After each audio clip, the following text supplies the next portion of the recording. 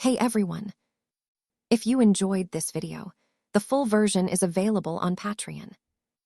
I'll be uploading all my content there going forward. It's currently free, but in the future I'll add a small monthly fee to support the channel. Comment or message me what price feels fair for you. Let's make it comfortable for both sides. Chapter 1. 3 Days Until Becoming a God.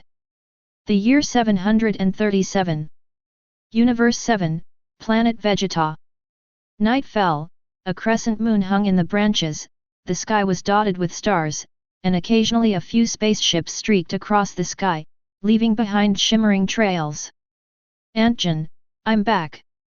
Beryl looked up at the sky, and then a childlike voice rang out, gently knocking on the Bardock family's door. Creak. The door opened, revealing a beautiful face with a hint of nervousness in her eyes. Belzy, let me see him.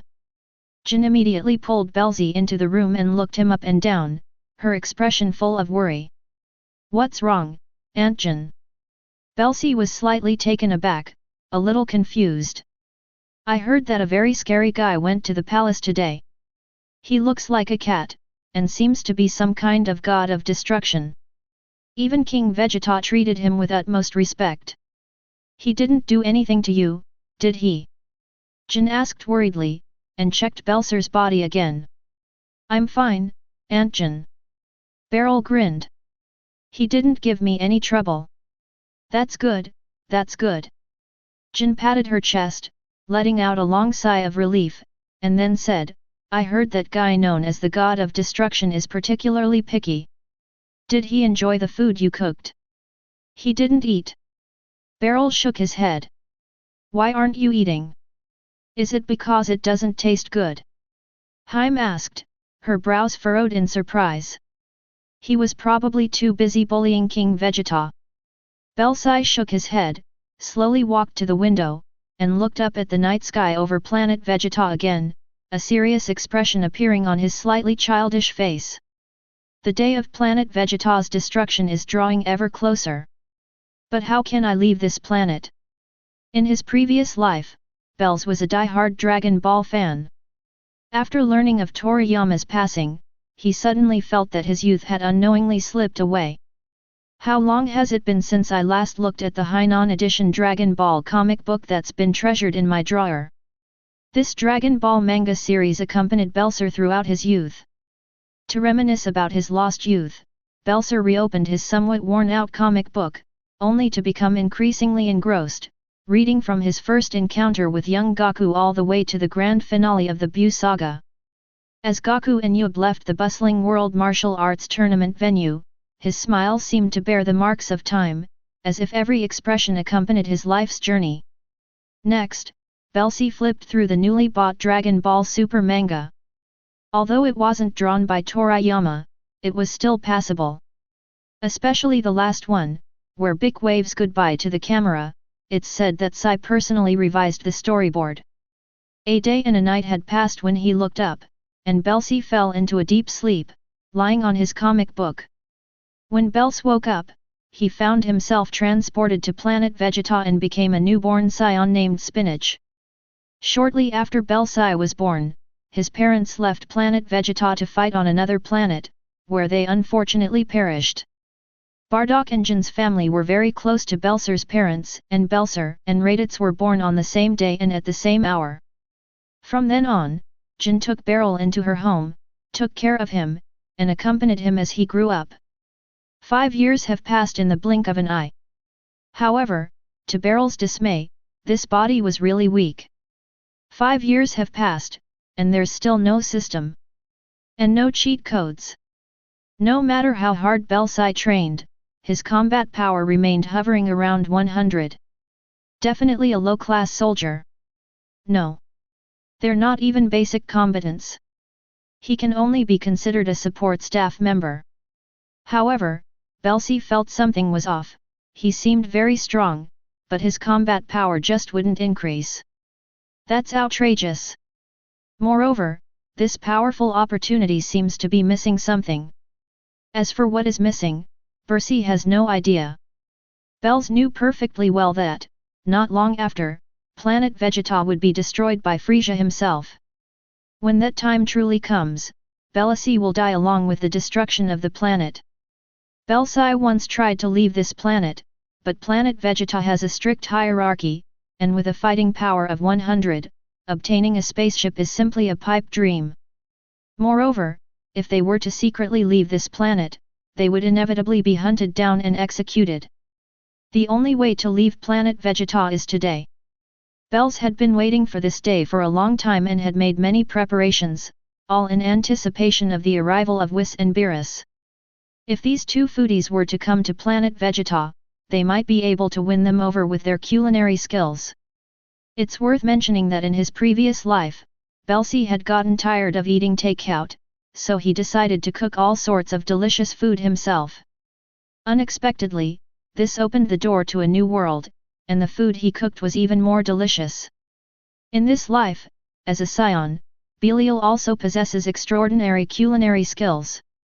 Although only 5 years old, he has become the royal chef, cooking delicacies for the royal palace. Beryl naively believed that Whis and Beerus would be overjoyed to come to the royal palace on planet Vegeta and taste the delicious food he cooked. Then there's a high chance they'll take me away from planet Vegeta. Alternatively, having Whis give you some guidance on cultivation would also be a good option. But man proposes, God disposes. Whis and Beerus did indeed visit the royal palace on planet Vegeta today, but they did not eat the food cooked by Beryl. Beerus didn't touch a single bite of any of the food that was served. Beryl was puzzled. Even though the food I cooked smelled so delicious, this gluttonous cat didn't take a single bite. Perhaps Beerus was too busy being angry to enjoy the food. The reason for his anger was that Beerus asked King Vegeta to find him the most comfortable pillow in the universe. King Vegeta found it, but kept the pillow for himself, while giving the second most comfortable pillow to Beerus. Beerus was furious. He stomped on King Vegeta's head and rubbed it on the ground for over an hour, so angry that he didn't eat a single bite of food. Seeing that Beerus was in a bad mood, Bel Saint naturally didn't go up to provoke him. That would only hasten your death. To Beryl's relief, however, was that the moment Whis and Beerus left the palace, Whis packed up all the food and took it with him. In other words, there's a certain chance that Whis will come back to pick me up. If I could train under Whis, even if I'm just a low-ranking warrior, I would definitely make great progress under the angel's guidance. Beelzy, it's getting late, you should go and get some rest, Jin said softly. Where's Raditz? Beelzy asked casually, snapping out of his reverie and realizing Raditz wasn't home. Raditz has become a combatant, teaming up with Prince Vegeta to fight on alien planets. Jin sighed softly. That child has always had a bad temper, liked to fight and cause trouble, always making me angry, and never wanted to stay in this house for even a second longer. Chapter 2. Beerus felt a little uneasy. Raditz, at only 5 years old, already has a combat power of 500. At this age, with a combat power of 500, he has already been officially rated as a superior warrior. Of course, this is on the premise that there will be even greater improvements in the future. The reason he was rated as a superior soldier was based on his age and potential. Raditz was born a low-ranking warrior, but through his own hard work and training, he became a high-ranking warrior at the age of 5. It's fair to say that Raditz was quite outstanding as a child. But who knew that Raditz's highest combat power throughout his life was only 1,500, and his status as a superior warrior was just a fleeting moment? Incidentally, it's worth mentioning that anyone with a combat power of 300 or higher, ranging in age from 3 to 70, can apply to become a combatant and go on expeditions to outer space. Unfortunately, Beelzy only has a combat strength of slightly over 100. Unable to become a combatant, it's difficult to leave planet Vegeta. Beryl pushed open the bedroom door and slowly walked in, his tail swaying gently behind him. The moment she entered the bedroom, Beelzy noticed the baby care machine in the room. A child who looked all too familiar appeared before Beryl. He is none other than Goku, the protagonist of Dragon Ball, and also the future Goku. Sun Wukong is only 3 years old now, and he has been growing up in a childcare machine since birth. The moment Kakarot saw Beler appear, his bright eyes widened, and he waved at him while grinning foolishly. Hehe, Kakarot is saying hello to you. Jin walked over with a smile and waved to Kakarot from the transparent cover of the baby nursery. Kakarot, grow up quickly. Beler smiled and made a face at Kakarot. Kakarot grinned, his smile widening. Sometimes I really feel like Beryl is Goku's real older brother, Jin sighed sincerely. When Goku was first born, Raditz was a little curious about him, but now he probably looks down on him for being a low-class warrior. Every time I go home, I don't want to look at him. Kakarot will definitely grow into an outstanding warrior in the future, Beler said with a smile. I don't really want Kakarot to become a warrior. That would be like Bardock, always fighting on the front lines, barely coming home a few times a year. Jin gently shook her head, a hint of sadness appearing on her beautiful face. The universe is so vast, there are always races stronger than the Saiyans. Who knows, he might die in battle on another planet someday. Besides, the Saiyans will one day pay a heavy price for the evil they've done. And also, I haven't heard from Bardock in a long time. It'll be alright, I believe Bardock will come back, Beryl reassured him. Actually, Beryl is already very outstanding. At the age of 5, you have already become the head chef of the royal kitchen. In another 2 years, you might even be promoted to the chief chef of the royal kitchen. Jin stroked Beryl's head and spoke gently. Aunt Jin, you don't need to comfort me. Beler gently shook her head. What Saiyan doesn't want to be a fighter? As he spoke, Beler stepped forward again and waved to tease Kakarot. I'll try practicing properly again later. We absolutely cannot sit idly by and wait to die. Knock knock knock. Just then, there was a knock on the door. I'll go open the door. Beler quickly went to the door and opened it. Appearing at the door was a plump female Saiyan. Beler recognized her, she was Jin's neighbor, named Naza, and her husband, Riku, was Bardock's teammate. Oh, it's Beler. Is Jin home? The obese Saiyan Naza grinned and greeted her.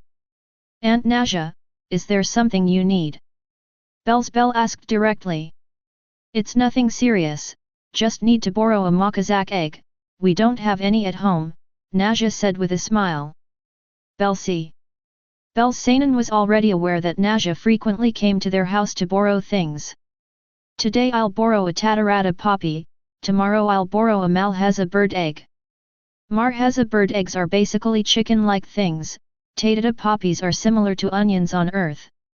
Of course, it doesn't matter if it's such a small thing. The question is, what did you do during the day? It's Naza. Come in quickly. Jin greeted her politely, then turned to Beler and said, Beler, go get the Marhaza bird eggs. Okay. Beler didn't refuse, and took 2 Malhaza bird eggs and handed them to Naja. One is enough. Naja took a Malhaza bird egg. Take them all. Beler placed another Malhaza bird egg into Naja's hand. Haha, then I won't be polite. Naza laughed, carefully putting away the Marhaza bird egg, and casually asked, Jin, I heard Raditz applied to be a combatant and was rated as a superior warrior, teaming up with Prince Vegeta to fight on alien planets. I'd rather he were like Beler, finding something to do on planet Vegeta, Jin replied with a smile. We're the Saiyans, a fighting race, so of course we all want to become combatants and go out into battle, Naja said with a forced smile. Unfortunately, my talent isn't that great, so I can only serve as a support staff member. Jin didn't reply, but looked up at the time. It was already past 11 p.m., time to rest.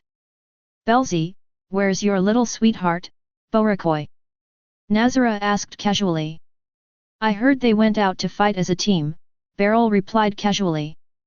Beler, I heard a really scary guy went to the palace today. What kind of god of destruction is he? Did you see him?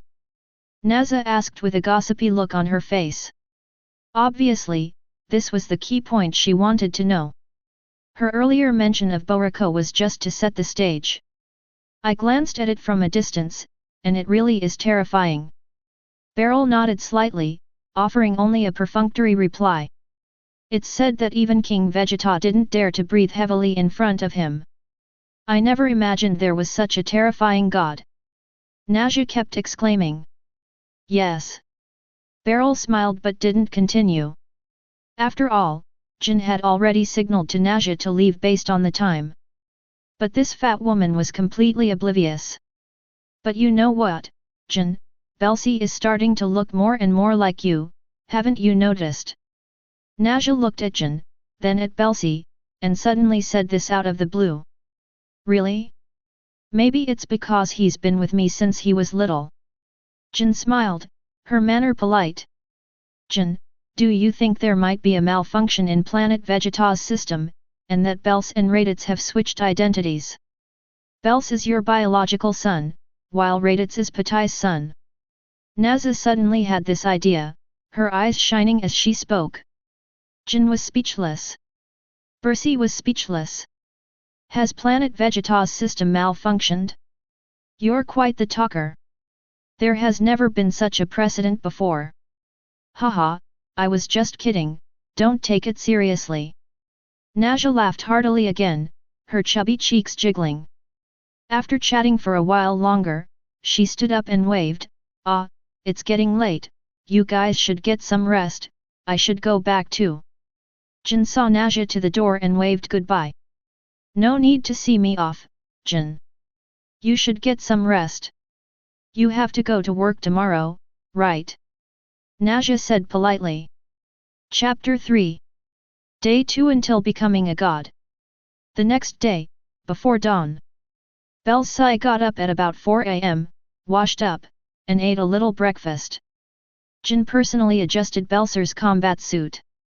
Belsi, you're going to the royal palace, so be extremely careful. Besides, you're already the head chef, and you're still so young. Some people might be jealous of you and deliberately make things difficult for you. Jin earnestly advised, then added seriously, however, if anyone really bullies Belsi, you must endure it. Wait for Bardock to return, and then we'll retaliate. Belsi.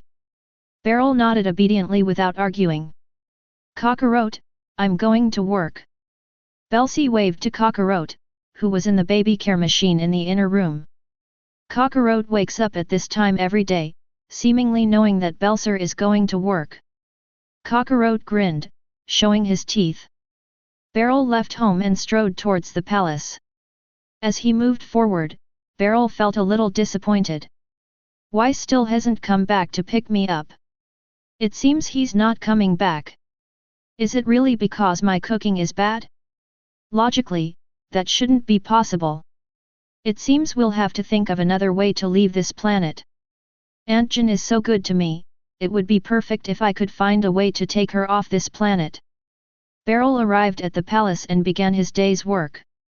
My morning task is to prepare breakfast for the royal palace. Belsi quickly got to work. The vast starry sky, the boundless universe. Smack! A planet suddenly shattered like a soap bubble, instantly turning into nothingness, leaving not even a trace. Oh dear, Lord Beerus has already destroyed 10 planets, Whis said with a laugh. Beerus yawned, stretched, and his eyelids drooped. Looking exhausted, he said, I can't go on anymore. I've reached my limit. I've destroyed 10 planets. Let Frieza handle the rest. I need to go back to sleep. Has Lord Beerus already assigned Mr. Frieza to destroy planets? Whis asked. It's all arranged, let's go back quickly. Beerus said, yawning incessantly, his eyelids drooping, as he leaned against Whis's back. I'm going to take a nap.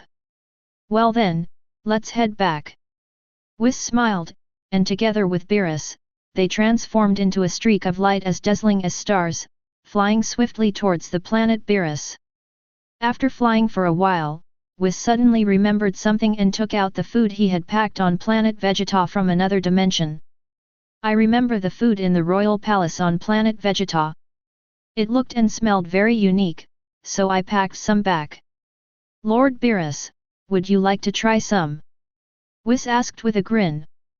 Beerus, however, did not respond. Whis turned his head and was shocked to find that Beerus had fallen into a deep sleep. Oh dear, since Lord Beerus is asleep, I'll enjoy it all by myself. Whis said, picking up a chicken wing and taking a small bite. After taking that bite, Whis' eyebrows immediately started dancing. Wow! This is the first time I've ever tasted such unique chicken wings. Whis' eyes sparkled, and he excitedly waved his arms and legs. Beerus, however, had already entered a deep sleep, his body pressed tightly against Whis' back. Lord Beerus, would you like to try some? It's really delicious, Whis asked, turning his head. Then, Whis saw Beerus drooling. Whis quickly stepped aside to avoid Beerus's spittle landing on his shoulder. Oh dear, it seems Lord Beerus is not fortunate enough to enjoy this. Whis sighed with a smile, then casually picked up a slice of pizza and examined it carefully. Then, Whis quietly took a small bite. The next moment, Whis' eyebrows began to dance and bend again. This is delicious. What is this thing? MMM. MMM, MMM. Whis ate with great enjoyment. After enjoying several delicious meals, Whis sighed repeatedly, then said to Beerus behind him, Lord Beerus, what a pity. We should have had a proper meal at the palace. I never imagined planet Vegeta would have such delicious food, I've never encountered anything like it on my previous visits. Beerus didn't speak, and was already snoring. They flew forward for a while longer. Whis suddenly saw two different colored lights flashing not far ahead. A dazzling light, like a star.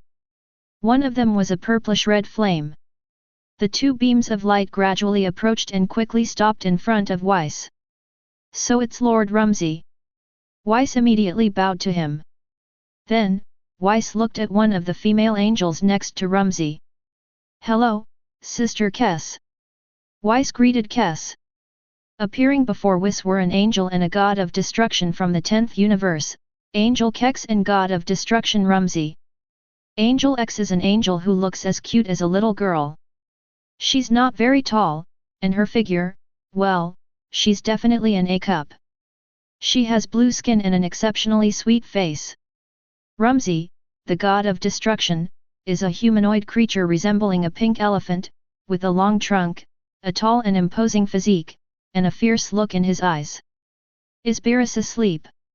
Rumsey stared wide-eyed at Beerus, who was sleeping with his chin resting on Whis' shoulder. Yes, yes, Lord Beerus has entered a deep sleep, Whis said with a smile. I'll demonstrate for my sister and Lord Rumsey.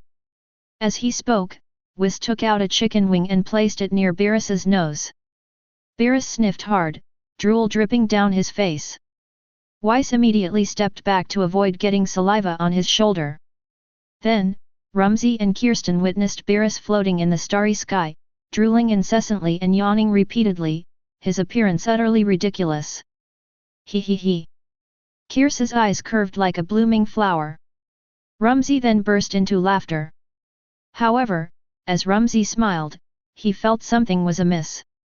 The next moment, Rumsey's laughter stopped abruptly. Hey, Kirsty, you're not going to torture me like this when I'm sleeping, are you? Rumsey seemed to realize something, and his face immediately darkened. Oh dear, how could that be? Lord Rumsey, you're overthinking it, Kirsty replied with a grin, covering her mouth with her hand. Rumsey remained silent, his suspicions growing stronger. Those angels are so wicked. They like to keep our god of destruction as pets. I like to play with my pets when I have free time. That's outrageous. Chapter 4. Humph, if I find out you treated me like this while I was sleeping, I'll never forgive you. Rumsey shouted, his elephant trunk swaying wildly in his excitement. No, no, hee hee. Kirsty laughed even harder, her laughter like the song of a lark. Weiss gave Keith a knowing smile. Rumsey's elephant trunk trembled slightly, his bad premonition growing stronger. Why are you two laughing so slyly?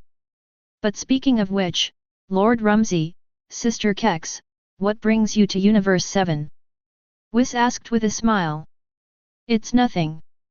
I was a bit bored in Universe 10. I originally wanted to come and hang out with Beerus, but he was sleeping like a log. Rumsey snorted, showing deep contempt for Beerus. Oh dear, what a coincidence. Weiss nodded. By the way, Weiss, what were you going to give Lord Beerus to eat just now? Kuss tilted her head curiously, looking at the chicken wing in Weiss's hand. These are chicken wings, you can try some, sister. Weiss handed the chicken wings to Keith. Change it. I won't eat anything a cat has sniffed. Kears's waved her hand. Weiss. Weiss had no choice but to take out 2 more chicken wings and hand them to Keith and Rumsey respectively. They each tasted it. After taking a bite of the chicken wing, both Kirsten and Rumsey had stars twinkling in their eyes. It's so delicious. This is the first time I've ever eaten anything this good. Kirsty's eyes were full of surprise. Fragrant but not greasy, the flavor is very unique. Rumsey nodded in satisfaction. It's a pity Lord Beerus won't be able to eat it. Judging from his sleeping position, he'll be asleep for at least several decades before he wakes up, Weiss said with a smile. What a pity. Kirsty chuckled as she savored the chicken wing, then held the leftover chicken bones close to Beerus's nose. Beerus sniffed, and saliva started dripping from his mouth again. This is so much fun. Kirsty's eyes crinkled into crescent moons as she laughed. Weiss, where did you get these chicken wings? Rumsey asked. On a planet called Planet Vegeta, you can go there sometime and try it out. It's in the royal palace on that planet, Weiss answered truthfully without hiding anything. I'll definitely go when I have time. Kirsty nodded slightly. Well, I'll take Lord Beerus back to rest now. I won't stay here with Sister Chris and Lord Rumsey any longer. Weiss waved his hand. Okay, you go ahead with your work, Kirsten replied. That boring Beerus, all he does is sleep, Rumsey snorted. I clearly remember the last time the Omni King played hide and seek, this guy hid and fell asleep. The Omni King was so angry he almost wiped out several universes, and we gods of destruction had to use all our strength to calm him down. Just thinking about it makes me angry. That happened a long time ago, it's rare that Lord Rumsey remembers it so vividly, Weiss said with a smile. Humph, it's all Beerus's doing. Rumsey snorted angrily as he thought about what had just happened. I'm leaving now. Weiss didn't say much, grabbed Beerus by the back of his collar, and transformed into a streak of light as dazzling as a star, quickly disappearing from sight. After Weiss left, Rumsey turned and looked at Keith. What are Lord Rumsey's plans next? Are you thinking of moving to another universe? Kirsty asked with a smile. Let's wander around Universe 7 first, Rumsey snorted. Planet Vegeta, Royal Palace, Royal Kitchen. Another workday has come to an end. Beryl had had enough of this kind of work, which involved working at least 16 hours a day. I get up at 4 a.m. and don't finish my workday until after 10 p.m. If this were an ordinary person, their body simply couldn't handle it. Belusi strongly suspects that King Vegeta is definitely a big capitalist who really knows how to exploit the working people. Beryl originally took the job mainly to attract Weiss and Beerus. As it turned out, neither of them took the bait. Beryl felt he needed to rethink his life. The day of planet Vegeta's destruction is drawing ever closer. If we don't leave now, it will be too late. Looking at the time, Bersy realized it was already past 10 p.m. Beryl left the palace and quickly returned home. Aunt Jen, I'm back. Beryl knocked on the door as usual. The door opened, and Beryl saw a towering figure standing before him. Bardock appeared before Berserker. Bardock glanced at Beryl expressionlessly and said calmly, "Come in." "Okay." Belsi was a little hesitant. To be honest, Beryl had gotten used to living with Jin and had come to regard her as family. Now that there's suddenly someone else in the house, Beryl feels like an outsider. After all, no matter what, Bercy is truly an outsider.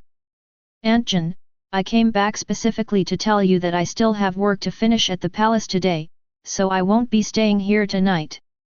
After saying this, Belsi turned and left. Bardock just returned today, and the couple, having been apart for so long, were reunited. Beryl certainly didn't want to be a third wheel. Besides, Beryl was becoming increasingly anxious. What does it mean that Bardock is back? This indicates that Frieza's destruction of planet Vegeta has officially entered the countdown. Planet Vegeta will be destroyed in no more than a month. Wait a minute, Bardock suddenly said. Belgrade stopped in his tracks. Belzy, Bardock and I have always treated you like our own child.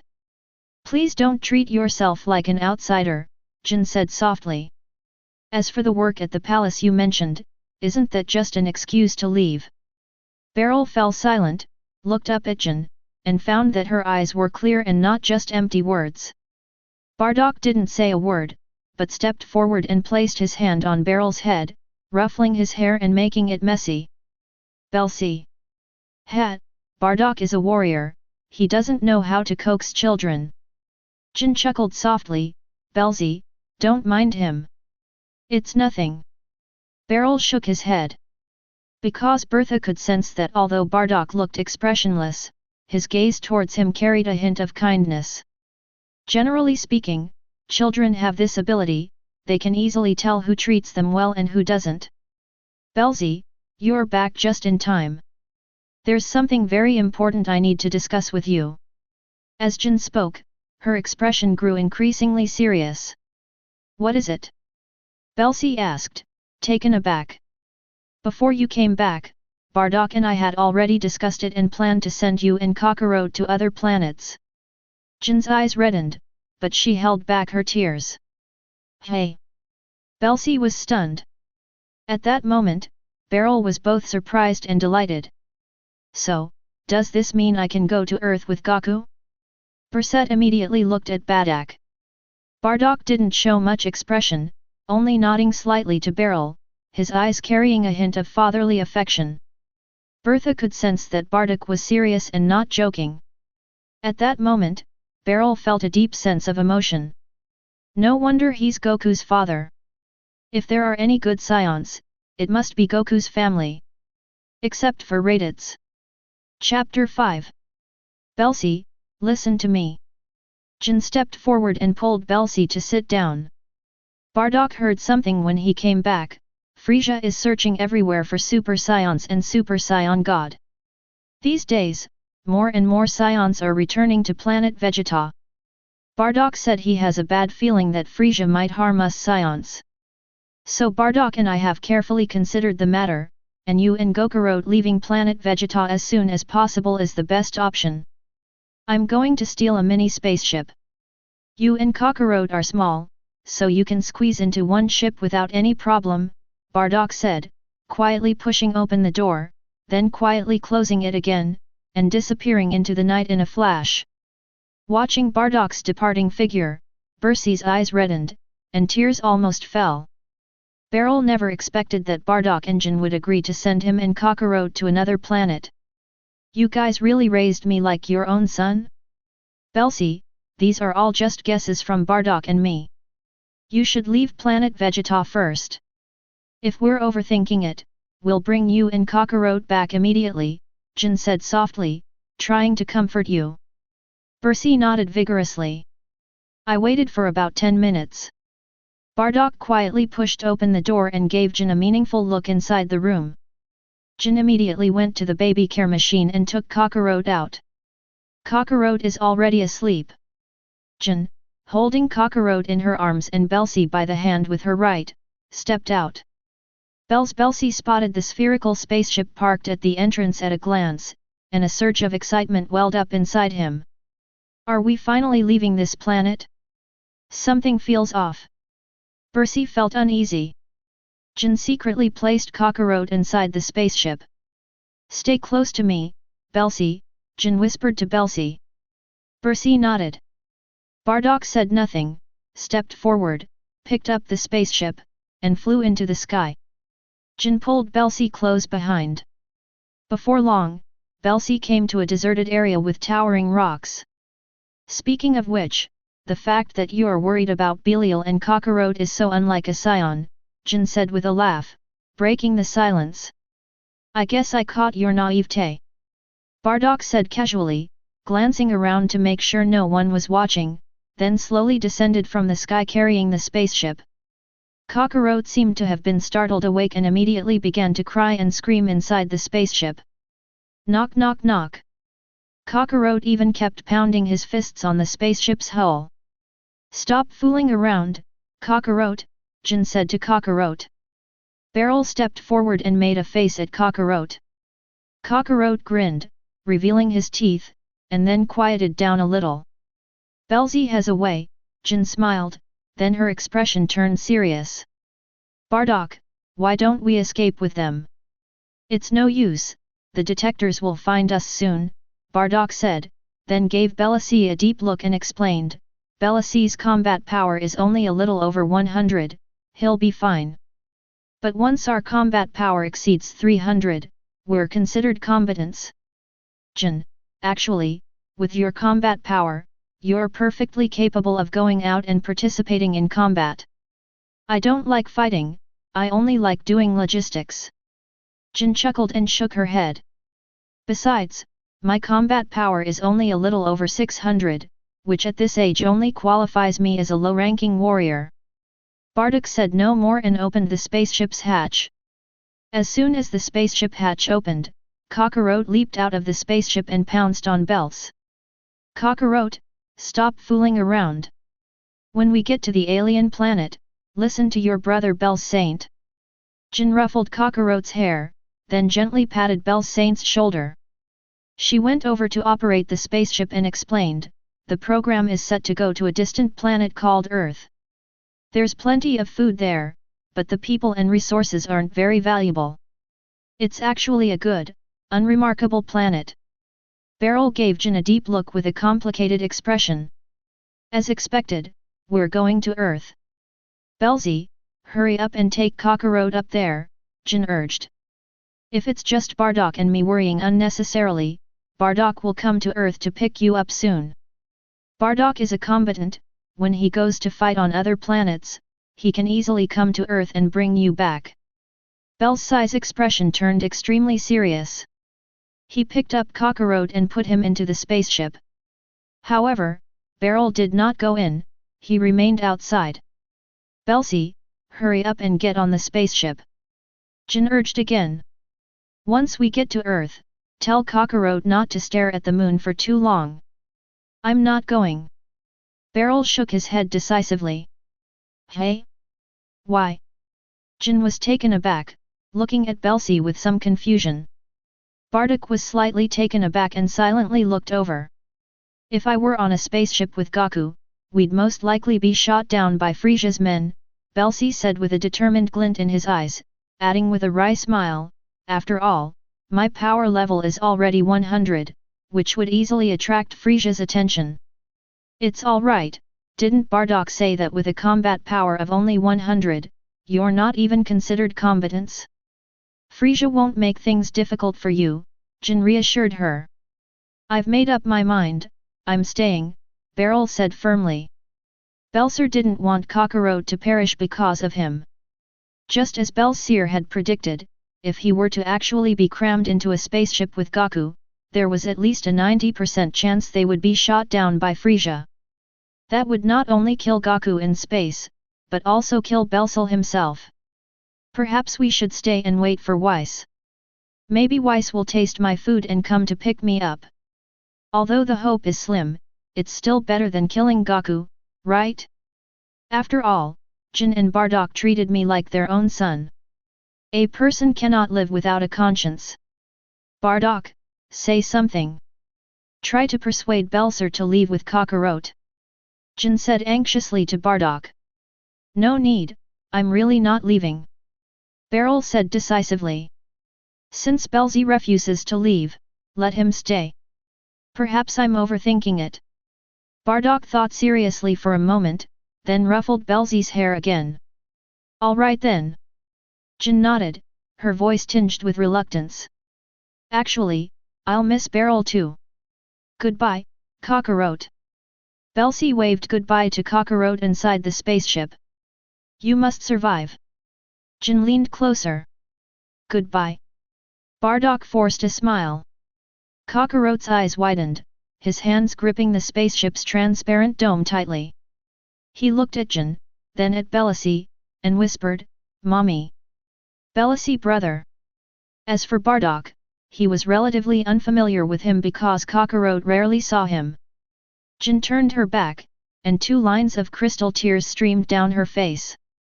Bardock gritted his teeth and pressed the start button on the spaceship. Whoosh! The spaceship streaked across the night sky, instantly breaking through the atmosphere and entering the vast expanse of space. Bardock gently embraced his sobbing wife, looked up at the twinkling lights in the sky, and remained silent. Jin placed her hand on Beryl's shoulder, while wiping away tears with her other hand.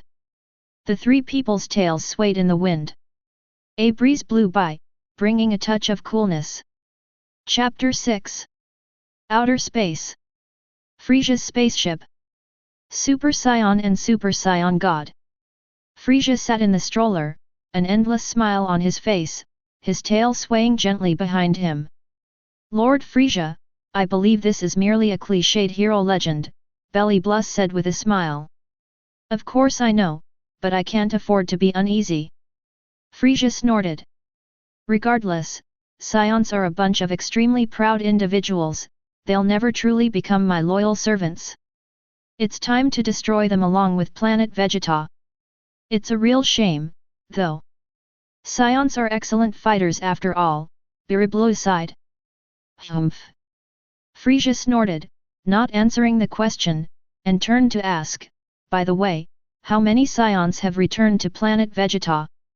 In about a month, almost all the Saiyans will return, Beryl replied, hands behind his back. Only a very small number of Saiyans will need more time to return to planet Vegeta. I can't wait any longer. Let's tentatively schedule it for a month later, to enjoy a long-awaited fireworks display. Frieza's lips curled into a slight smile. Won't this arouse suspicion among the survivors? Beryl asked. He. Just say you were unlucky enough to be hit by a giant meteorite. Frieza's smile grew even wider. Just as Frieza was laughing heartily, a spaceship streaked past the window in front of him, standing out conspicuously in the starry sky. Frieza's smile gradually froze, and his face turned grim. Go, shoot that spaceship down. Beryl, quick-witted as ever, immediately gave the order to one of his henchmen. Yes. The underling bowed and was about to leave to shoot down Kakarot's spaceship. Who is it? Frieza asked coldly. Investigate immediately. Beryl shouted. The test results came back quickly and reached Beliblu's ears. Lord Frieza, it has been determined that it is a Saiyan baby, Beryl replied. Oh. Frieza's tail twitched, his eyes narrowed, and a murderous intent flashed in them. However, if Lord Frieza knew his combat power rating, he would find it quite laughable. Beryl smiled. What? Frieza looked up at Belibus. 2. Beryl held up 2 fingers. When Frieza heard this news, his eyes widened in astonishment. It's unbelievable that the Saiyans, a supposedly powerful race, have a 3-year-old child with a power level of only 2. Beryl sighed, shaking his head repeatedly. That's practically no different from those races with little fighting power. The Saiyans have truly declined. Oh. Frieza let out a series of strange laughs, laughing so hard that snot bubbles were spraying from his nose. Lord Frieza, shall we take him down? Beryl asked hastily. Let him be. Frieza waved his hand lightly, his smile widening. With his fighting power, even if a Super Saiyan truly existed, it wouldn't be his turn. Yes, that Saiyan is completely ruined, Beryl nodded in agreement. Perhaps that's why his parents banished him to another planet. Planet Vegeta. After sending Kakarot away, Beler was still a little embarrassed to go home and be a third wheel, so he made up another excuse, saying that he had to go to the palace. After all, besides Jin, there is no other home left on this planet for Beler. There isn't even a single house. If I leave this house, I can only spend one night at the palace. In fact, as the head chef of Beryl, he could easily apply for a residence on planet Vegeta. However, Beryl did not apply, he felt quite comfortable living with Jin and Kakarot. But if I apply now, it'll probably take at least a month for the application to be approved, right? By then, planet Vegeta would have long been destroyed. Beler, what are you saying? The palace should be closed long ago at this hour. Jin shook her head, her kind face hardening, and said in a soft voice, go home now. Bardock placed his hand on Beryl's head, his expression serious, and simply uttered two words, go home. After saying that, Bardock ruffled Beler's hair with his hands, making it a mess. Beler. Since Jin and Bardock were speaking so sincerely, Beryl couldn't say much more and could only follow them home. After returning home, Beler quickly washed her face and brushed her teeth, then went into her and Kakarot's bedroom, lay down on the bed, and forced herself to fall asleep as soon as possible. As for eavesdropping on long-separated couples' private conversations, Beryl really had no interest in that. However, looking at the empty baby care machine next to her, Beryl suddenly felt a little disappointed. Kakarot is gone. Planet Vegeta will be destroyed in no more than a month. What can I do? Beler did not regret his decision tonight. If I were to actually ride on a spaceship with Goku, not only would I kill Goku, but I would also die. Now I can only hope that Whis will come back for me. I just don't know if Whis actually ate the food I cooked. If you forget to eat it, or wait a month before eating it, then it's really too late. Living room. I hope Kakarot can reach Earth safely. Jin's eyes were full of worry. Bardock nodded without saying anything more. Then came a long silence. I don't know how much time has passed. Bardock took a sip of water and glanced towards Beler's room. Jin saw this, checked the time, and quietly pushed open the door to Beler's room, glancing towards his bed. Then, Jin carefully left the room, slowly closing the door behind her. She smiled sweetly at Bardock. Beler is asleep. Shall we do something meaningful? Bardock. I'm going to take a shower. Jin blushed and ran towards the bathroom. Knock knock. Before Jin had even reached the bathroom, there was a sudden knock on the door. Bardock stepped forward and opened the door. Ah! Bardock's back. Naza appeared at the door, a smile spreading across her chubby face. What is it? Bardock asked calmly. I'm really sorry, do you have any ginger? Could I borrow some? I've run out of ginger at home. Naja rubbed her chubby cheeks a little embarrassedly. Ah, it's Naja, I'll go get it. Jin leaned closer and quickly said to Naja, you come in first. I won't go in, it's too embarrassing. Naja shook her head.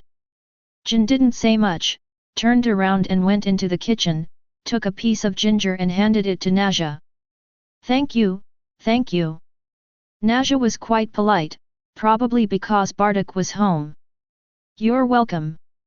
Jin waved her hand. Then I won't disturb your rest any longer. It's been so long since you two have seen each other. There are too many people during the day, and it's finally evening, hee hee. Naja grinned. Naja, what are you saying? Jin's face suddenly turned red. Jin, you're a mother of two now, how come you still act like a little girl? Naja teased. Is Rick finished? Bardock suddenly asked. Naza's smile froze instantly. Jin. Isn't that a bit too direct? Chapter 7. I'm leaving. Good luck to you guys. Naja gave a dry laugh, turned and left. Bardock closed the door. This Naja, she always speaks so bluntly, Jin said with a smile. Does she often come this late? Bardock asked, frowning. I'll talk to Rick tomorrow and tell him to keep an eye on his wife. It's all right, besides, Belzy gets off work late, Jin smiled. Naza is a good person, except she sometimes likes to talk nonsense, she has no other faults. Bardock, you mustn't say these things to Rick, there's no need, it will only make things worse for the neighbors. Does Belzy get off work that late every day? Bardock asked in a low voice. Yes, the royal chef's job is very hard, and he's just been promoted to head chef, so there's a lot of work for him to handle, Jin sighed. It's really tough on this child, he's so young, yet he has to work so hard. If I'm overthinking things about Frieza, I'll apply to have him join our team's logistics department in a while, and he can come with me on our alien training trip, Bardock suggested to Jin after a moment's thought. Hey? Don't you want to? Kakarot and Raditz have already left planet Vegeta, you can't take Belysi with you too. Jin quickly shook her head, indicating her disagreement. Then I'll find an opportunity to ask King Vegeta to give Belsi an easier job, Bardock added. Really, no need, Jin smiled. Don't let his young age fool you, Beryl is a little devil, he's got a lot of ideas, just like you were when you were a kid. Bardock. I misspoke. I always think of him as my own son. Jin sighed, looking down. Bardock, you know what, sometimes I really feel that Belser is our real son, and Raditz is the Patai family's child, although that's a very naive thought of mine. Bardock raised his eyes and looked at Jin with some surprise. Naja said yesterday that Belfast is starting to look more and more like me. Jin walked over and looked in the mirror, saying, Look, don't our face shapes and eyes look alike? As for hairstyles, they don't really look like mine, they're more like Bardock's. Bardock was speechless. He walked over to Jin, looked in the mirror, and felt that Belser's hairstyle had absolutely nothing in common with his own. Of course, Raditz's hairstyle doesn't resemble her own. It doesn't seem like it.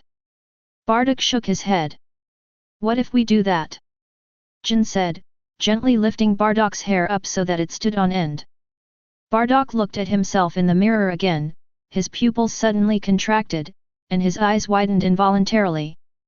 Jin also looked at Bardock in the mirror, and when she saw Bardock's spiky hairstyle, she was immediately stunned and almost shouted. It's so similar! Jin exclaimed in amazement. How is this possible? Bardock murmured, momentarily speechless. Naja was joking with me yesterday, asking if the naming system was malfunctioning. Jin thought carefully, then looked up and pondered, actually, I suddenly feel that what Naja said seems quite right. Belzy and Raditz were born at the same time, could they have gotten mixed up when they were put together? I'll get it checked tomorrow, Bardock said to Jin after thinking for a moment. Appraisal. Jin was taken aback. I've heard of an ancient technique that involves simply comparing a strand of Belzy's hair with one of mine to determine genetic similarity, Bardock explained. If the similarity is around 99.99%, then they're biologically related. All you need is his hair, that's too easy. Jin nodded vigorously, looking again at Bardock and herself in the mirror, and exclaimed, You know what? Belzy's face shape seems almost identical to mine, and it's nearly the same as your hair standing on end. I really don't believe it's not a system malfunction. Become a god today. Early morning. As usual, Belzy got up at 4 a.m. Jin had already prepared breakfast. Belzy, your hair smells, go wash it. Jin leaned in and sniffed, then quickly pointed it at Belzy. Beryl paused for a moment, then nodded without objecting. I'll wash you, Jin said, stepping forward. No need, Aunt Jin, I can manage on my own. Beryl went into the bathroom and washed her hair. Belzy, do you remember what day it is today? Jin asked with a smile at the door. What is it, Aunt Jin? Beryl asked while washing her hair. It's your birthday today. Jin chuckled. In previous years, you always spent this time with Raditz. Beerus nodded, without saying anything more. Before I knew it, I'm already 6 years old today. Come back early tonight, Bardock, and I will celebrate your birthday. Jin was heading towards the Bell Circuit, feeling a little excited and expectant. If he really is my and Bardock's biological son, then this birthday will be very meaningful. Okay. Beryl nodded. Afterwards, Beryl ate something quickly and left home for the palace. As for what Jin and Bardock discussed last night, Beler had fallen asleep early and didn't hear it. Watching Beryl's departing figure, Jin found a few strands of hair in the basin Beryl had used to wash her hair, dried them, and carefully wrapped them up. Bardock, I've prepared Belzy's hair. Jin placed the wrapped hair on the bedside table and asked, will the results be available today? Sure, we just need to put it in the machine for comparison, and we'll get the results right away, Bardock replied. I'll go with you. Jin suddenly became interested. Let's talk about it when it's light. Bardock turned to look at the dark night sky outside the window and asked, Belzy, are you going to work so early? It must be tough, right? Jin nodded, then added, actually, it's quite good. Although it's hard work, at least you don't have to risk your life like Bardock does outside. You're right. Bardock nodded thoughtfully, finding it difficult to decide for a moment. On the one hand, they want their children to become outstanding combatants. On the one hand, they don't want their children to encounter danger on an alien planet. It's such a contradiction. When I went to Cyril this time, I encountered a dragon that grants wishes. It said it could grant any wish I had. Bardock sat up in bed, lost in thought. Is that so? Jin paused slightly, then asked curiously, what wish did Bardock make? Chapter 8. I didn't think much of it at the time, assuming it was just an old legend, saying that if I could really make a wish, I would wish for my child to grow up safely, Bardock replied. Jin blinked her beautiful big eyes rapidly, looking at Bardock's face. There was a silence that lasted for several seconds. That's all? Jin asked. That's all. Bardock scratched his head and gave Jin a strange look. And me? I only hope your children grow up, don't I hope your wife is safe? Jin pouted, looking sullen. Who knows if it's true or not? Bardock hurriedly offered a weak explanation. Even if it's fake, you should still include your delicate wife in it. Jin blinked. Bardock. A primitive planet. Lord Rumsey, come down and play. Kirsty waved to Rumsey in the sky. Rumsey's face was as black as coal, and he grumbled, Kirs, have you had enough fun yet? Lord Rumsey, there are so many female elephants here, why don't you choose one to take back with you? Kirsty laughed heartily. Rumsey's face darkened further. Below, on a vast, endless grassland, a herd of pink elephants was slowly making their way. Chris, on the other hand, sat on the largest elephant, using it as her mount. Rumsey was seething with hatred, he really wanted to destroy the planet. Enough, Chris. Rumsey slowly appeared beside Chris, his face extremely grim, and snapped, You've been playing for hours. Really? Has it been that long already? Kirsty chuckled, her eyes crinkling with a flirtatious smile. Hurry up. We can go back to Universe 10 now. Rumsey glared angrily at Chris. Oh dear, are we going back already? Kirsty was a little disappointed. Otherwise what? Rumsey snorted. Then let's go. Kirsty nodded and smiled, slowly taking flight. Before leaving, she asked again, aren't you really going to take a female elephant back? Look at that elephant, it's so beautiful, and it would be a perfect match for Lord Rumsey. Rumsey turned pale with anger, his body trembled violently, and his elephant trunk swayed back and forth. Lord Rumsey looks so funny when he's angry. Kirsty covered her mouth, laughing like a blooming flower. He's gone. Rumsey transformed into a streak of purplish-red light and instantly soared into the sky. Keith immediately caught up and appeared beside Rumsey. Rumsey glanced back at the planet below, suppressing the urge to destroy it. Should we return to Universe 10? Chris asked. Otherwise what? Rumsey snorted irritably. Then let's go. Without saying another word, Kessa's body immediately radiated a dazzling light like stars. Whoosh! The two transformed into two beams of light of different colors, soaring through the vast starry sky. It flew for a while. Suddenly remembering something, Keith turned to Rumsey beside her and said, Lord Rumsey, the chicken wings we had yesterday tasted really good. The taste is indeed unique. Rumsey nodded in agreement, then asked, which planet did Weiss say he got these chicken wings from? Planet Vegeta, Kirsten replied. Let's go take a look, find that guy who makes chicken wings, and if he can make even better things, we can bring him back to be a cook, Rumsey suddenly thought. Oh my, this means I can eat delicious food every day. Kirsty exclaimed excitedly, and immediately used the crystal ball on her scepter to locate planet Vegeta. Approximately 10 seconds later. Planet Vegeta is in that direction, Kirsten said, pointing slightly upwards and to the side. Let's go, Rumsey called out. The two hurtled off towards planet Vegeta. Planet Vegeta. At 8 a.m., Bardock, holding Jin's hand, arrived at the Department of Science and Technology. Oh, it's Bardock. What brings you here so early? A Saiyan from the Department of Science and Technology greeted him with a smile. Kuzola, do you still have that genetic testing machine? Bardock asked. That old genetic testing machine? The one that can detect blood relations. Kuzura paused slightly, thought for a moment, nodded, and joked, yes, are you going to use that machine? You don't mean to test whether you and Jin are related, do you? Bardock. Jin. What blood relation do we have? Haha, just kidding, just kidding. I'll get it for you.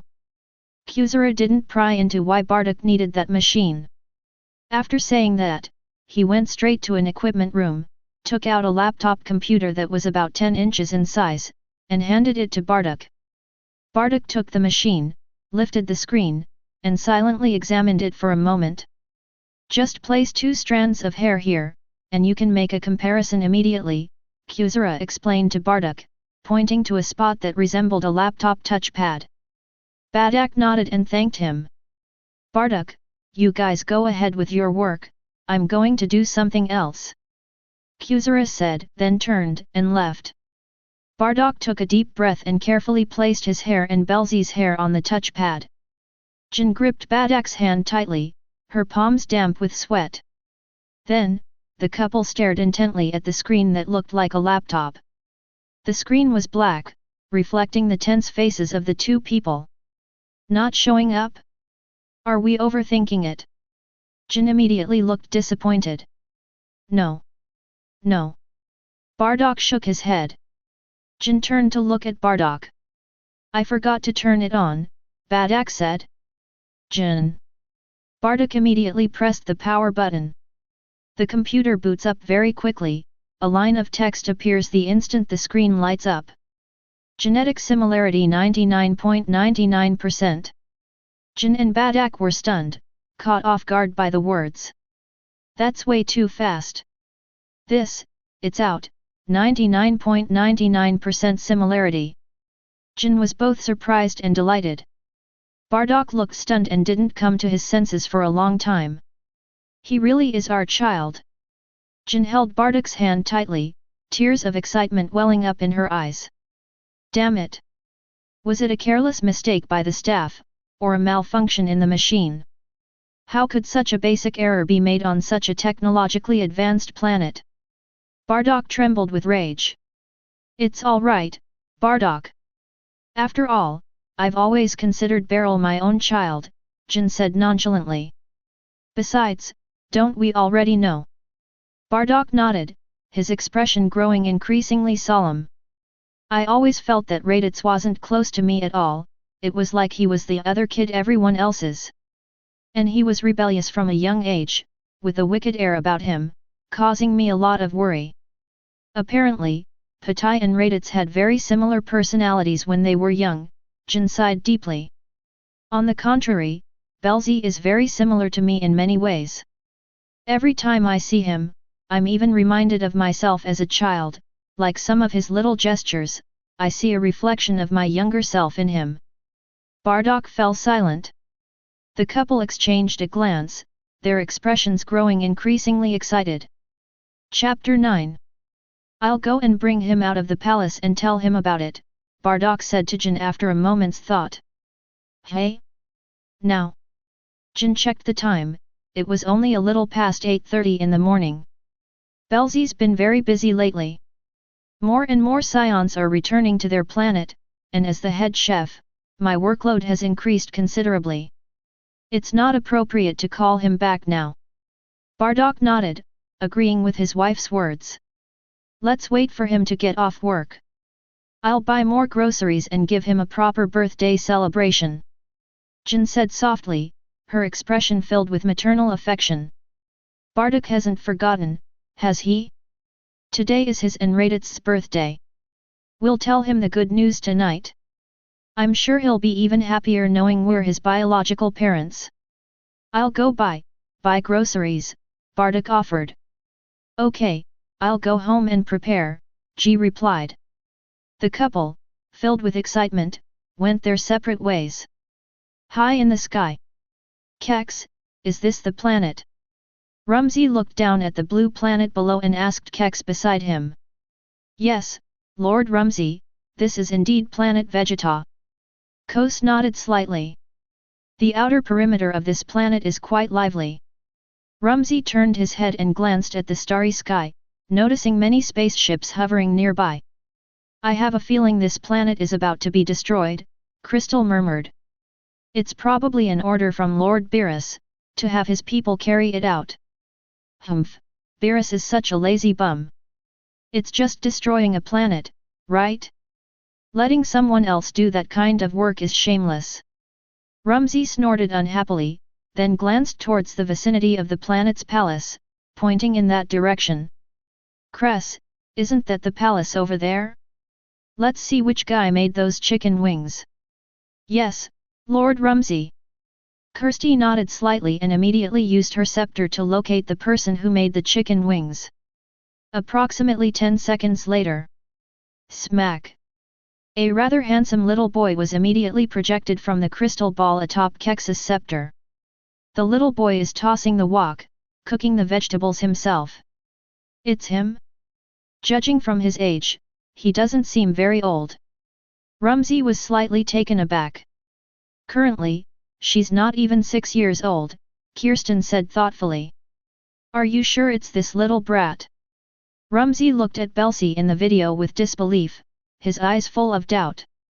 That's right, look at how he cooks. Despite his young age, he's definitely a master chef, Kirsten chuckled. But I must say, this little guy is quite adorable. Let's go see what dishes he can cook, Rumsey suggested. The two figures moved swiftly and appeared in the imperial kitchen in an instant. King Vegeta is entertaining guests today, so Belsi is personally cooking some of his signature dishes. While Belsi was tossing the food in the pan, he was also silently pondering what kind of guests King Vegeta would entertain. Has Weiss returned again? Or are we going to entertain Frieza or the King of Kurds? Why isn't Weiss back yet? I hope it's you coming back today. In any case, Belsi did his best to make all the dishes look, taste, and smell delicious. What if it really is Weiss? Just as Belsi was diligently tossing the food in the pan, he suddenly sensed something strange moving behind him. Didn't I tell you? You can leave after you've finished helping me cook, and don't bother me while I'm cooking. Beryl said irritably. I like to concentrate when I'm cooking, that's how you bring out the soul in your food. Humph, as expected of a professional chef, well said. Rumsey clapped his hands and praised Bersy. Wow, did you make all these dishes yourself? Kes looked at the dozen or so dishes laid out on the table with a look of surprise. Upon hearing their voices, Bersy immediately turned to look behind him. Upon seeing this, Beryl was stunned. Chris? Rumsey? Why are there just the two of them? Did I wander onto the wrong set? Is this Universe 10? Beryl looked at them without showing any emotion. Chicken wings. Rumsey's eyes lit up as he spotted a plate of Orleans chicken wings on the table. Without any hesitation, he grabbed a wing, stuffed it into his mouth, and began to eat it in large bites. What's this? Kirsty walked up to a plate of food, pointed to the dish with the aroma of meat on it, and asked Belisy. Braised pork belly. Bell Raceway. It looks delicious, said Kirsty, gently hooking her slender hand upwards. Smack! A piece of braised pork flew into the air and appeared near Kirsty's mouth. Kirsty opened her luscious little mouth and took a small bite of the braised pork, savoring it with relish. After taking that bite, Kirsty excitedly waved her hands and stomped her feet on the ground. Oh my gosh, it's so delicious! This is the first time I've ever tasted such delicious meat! Kirsten exclaimed excitedly. Leave some for me. Rumsey said anxiously, stepping forward to pick up a pair of chopsticks, taking a piece of braised pork, and stuffing it into his mouth. After tasting the delicious braised pork, Rumsey's eyes widened in surprise. Beryl watched silently as the two enjoyed one dish after another, without saying a word. Kirst and Rumsey tasted every dish, marveling at each one. About half an hour has passed. Chris and Rumsey exchanged a glance, their eyes filled with admiration. Hey kid, did you make all these dishes? Rumsey asked, picking at his teeth with a toothpick and looking at Bersy. Yes. Beryl nodded. You're wasting your talents staying here. Come work for me and be my personal chef, Rumsey grinned. Beryl looked hesitant for a moment, but inwardly he was overjoyed. This is called feigning indifference to lure the prey into a trap. I agreed too quickly, and I felt like I was worthless. I'm finally leaving this planet. Am I going to Universe 10? Kid, you don't know yet? This planet is heavily fortified. I don't know what grudge your people have with those aliens, but I suspect your planet will soon be invaded. When that happens, only a handful will survive, Rumsey said with a laugh. And several of them possess the power to easily destroy a planet. Your planet might suffer a devastating blow. Is that so? Beryl feigned surprise. How about it? Come work for me as my cook. If I'm in a good mood, I can teach you some cultivation techniques, enough to make you practically invincible in a galaxy. Rumsey wiggled his elephant trunk, scrutinizing Bersy with great interest. Chapter 10. Who exactly are you people? Beryl asked, feigning ignorance. This is Lord Rumsey, the god of destruction. Kirsty walked up with a grin, gently pinching Belser's cheek. Little one's cheeks are so soft, it's so fun to pinch them. Bersy. That's outrageous. Why are angels touching me inappropriately? Are you the god of destruction? Bersy shoved Kex's hand away, feigning surprise once again. Rumsey smiled smugly. Hey? Something's not right. Kes blinked her beautiful eyes, tilted her head, and looked Bersy up and down. What? Rumsey was taken aback and glanced at Keith. Bersy also glanced at Keith, wondering what she meant by something's not right. The next moment, to Belser's utter dismay, Keith suddenly picked up the scepter, placed the crystal ball of the scepter on herself, and began scanning her body. Bersy. What exactly do you want to see? Kirst, what's wrong? Rumsey asked curiously. You're not interested in a 5-year-old, are you? Your interests are certainly unique. What are you saying, Lord Rumsey? Kirst glared at Rumsey and said irritably, I just feel there's something strange about this child's body. What do you mean? Rumsey asked, puzzled. Little friend, what's your name? Chris didn't answer, but crouched down and spoke softly to Belle. Beryl said his name. What do you think of Lord Rumsey's suggestion? Kirsty smiled slightly. If it's all right, we'll take you away from this planet immediately. Sure, but could you take 2 more people with you off this planet? Beryl wanted to take Jin and Bardock with him. They're basically my assistants. Without suitable assistants, my cooking might not taste as good. Kid, don't push your luck. Rumsey's face turned cold. Do you really think the god of destruction is easy to talk to? As a cook, it's absolutely impossible for you to not even know the basics of chopping vegetables. Oh dear, I'm so sorry, but because you're from Universe 7, and Lord Rumsey is a god of destruction from Universe 10, we can only take one back in principle. Crystal sighed slightly, speaking earnestly. If we take too many people, it won't be good for explaining to the gods of destruction of Universe 7. Percy remained silent. What kind of logic is that? What difference does it make if we bring more people? Why is it so hard to explain? Beryl thought to himself. After carefully considering his options for a moment, Beryl decided to leave first. After all, I'm not familiar with Kirsten, and I've only just met Rumsey. If we make too many demands, we might really anger Rumsey. By then, they won't even have their one and only chance to leave planet Vegeta. Planet Vegeta will not be destroyed for another month. During this month, I'll first get to know them better, and then figure out a way to rescue Jin and Bardock. This is the only way. Then wait for me a moment, I'll go back and say hello. Belsi said stubbornly. Kid, I advise you not to test the patience of the god of destruction.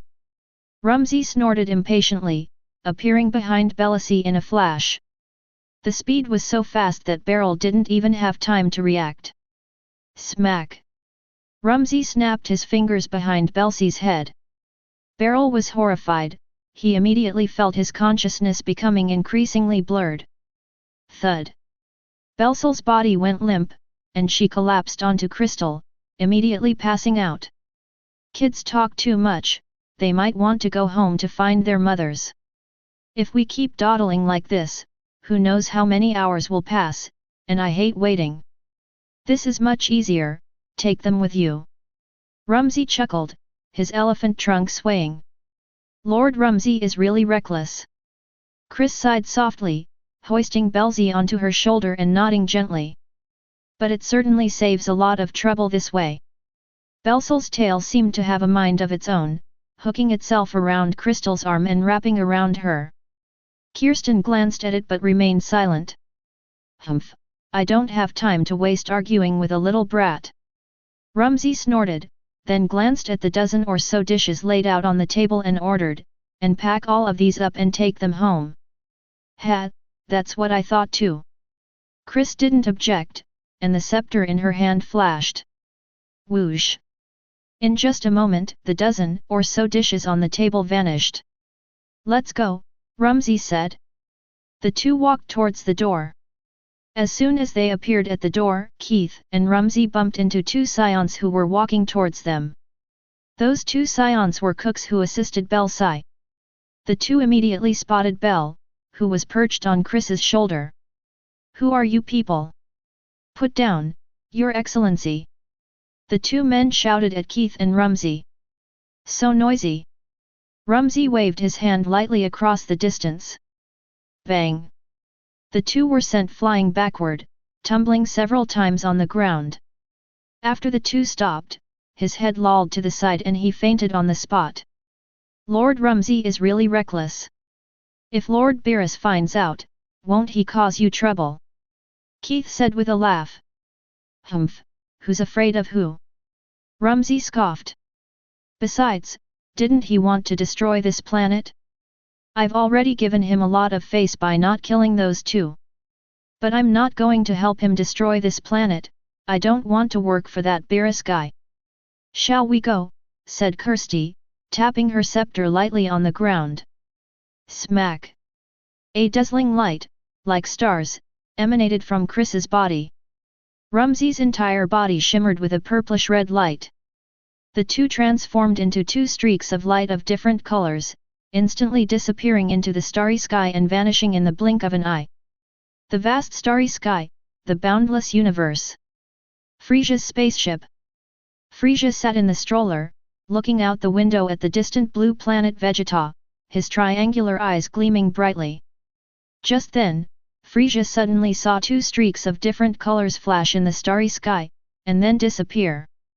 Frieza rubbed his eyes and gently patted his forehead, momentarily stunned. What is that? It feels like the light emanating from Lord Beerus. That shouldn't be the case. Lord Beerus left a long time ago, didn't he? Forget it, never mind. Planet Vegeta, Royal Palace. 10 minutes later, the two cooks who had been knocked unconscious by Rumsey were finally revived by passers-by. The two leaped to their feet and rushed to the royal kitchen, but Beryl was nowhere to be seen. Oh no! The head steward has been kidnapped. Quickly, go and report to the head steward. The two quickly reported the matter to Gara, the head chef who was of a higher rank than Belsi. The head steward, Gara, was momentarily stunned and completely confused about the situation. An elephant and a blue-skinned woman kidnapped the head of the household? It all sounds a bit nonsensical. Why kidnap him? Don't make a fuss. Planet Vegeta is never short of cooks. Let him be. Gra waved his hand casually, not taking the matter to heart at all. It's just a lost cupboard, isn't it? What's the big deal? Since the head steward had said so, the two cooks naturally couldn't say anything more.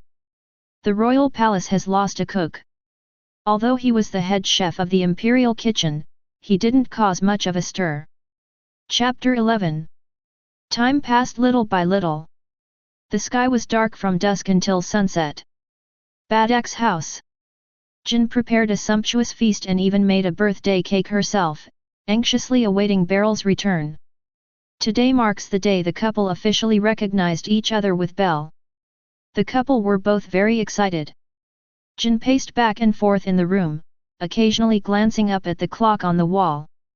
Bardock sat upright in his chair, gazing silently out the window, lost in thought, having already drunk several glasses of water. The clock ticked away, and time slowly passed. It was completely dark, and the night sky was filled with bright stars. Before we knew it, it was around 10:30 p.m. Normally, Belsi returns around this time. Bardock, get ready. The moment Beryl walks in, let's sing him happy birthday, just like we said before, Jin said, her expression growing increasingly excited. After he makes a wish and blows out the candles, we'll tell him the good news. Do you really want me to sing happy birthday? Bardock's expression tightened, his face flushed, and he looked a little embarrassed. Bardock, you can't go back on your word, okay? Jin said with a stern face, afraid that Bardock might back down at the last minute. I'm afraid I won't sing well. Bardock's expression turned serious, and he nervously took a big gulp of water. It's all right, I'll sing with you, Jin said softly. Don't be nervous, Bardock. We didn't just meet halfway through life. He grew up with me, I've always considered him my own child. Bardock took another sip of water, nodded seriously, and replied, my name is not nervous. Puff. Jin smiled happily. Bardock scratched his head sheepishly. Hee, Bardock, you're so cute. Jin laughed as sweetly as a silver bell. The word cute is completely inappropriate when used to describe a Saiyan fighter. Bardock wiped his sweat. It was around 10:35. Knock knock knock. A familiar knocking sounded suddenly at what seemed like an appointed time. You're back. You're back. Jin was even more excited, running forward quickly and flung open the door. Bless. Bardock had barely uttered a single word when his expression froze instantly. Bardock, why are you calling me a pig? Naza scratched her chubby head, appeared in the doorway, glared at Bardock, and said angrily, I hate it when people call me a pig. Even though I'm fat, I don't look like a pig at all. After saying that, Naja stomped her foot, turned around, and prepared to leave. Naja, is something the matter? Jin asked, somewhat disappointed, and stepped forward to pull her aside. It's nothing. I just came to tell you that Rick heard something bad happened at the palace this afternoon when he passed by, so I came to ask Beler if he knew what happened. Naza forced a smile, craned her neck, and looked into the room. By the way, is Beler home? Hasn't he come back? Naja, Bardock was just singing a birthday song for Beryl, which meant happy birthday to you. Please don't relate it to yourself, Jin hurriedly explained. When Naja craned her neck to look into the room, she saw the birthday cake on the table.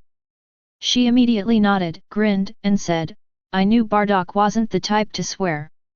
It's a misunderstanding, a misunderstanding. We're the best neighbors, aren't we? Yes, yes.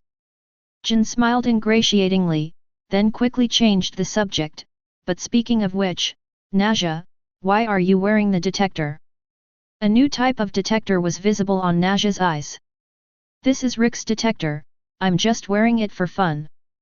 Naza chuckled, pressed a button on the detector, checked Jin's combat power stat, and was immediately shocked, gasping, Jin, you're amazing. Your combat power is 620. You could totally apply to become a combatant. You know I don't like fighting. Jin shook her head.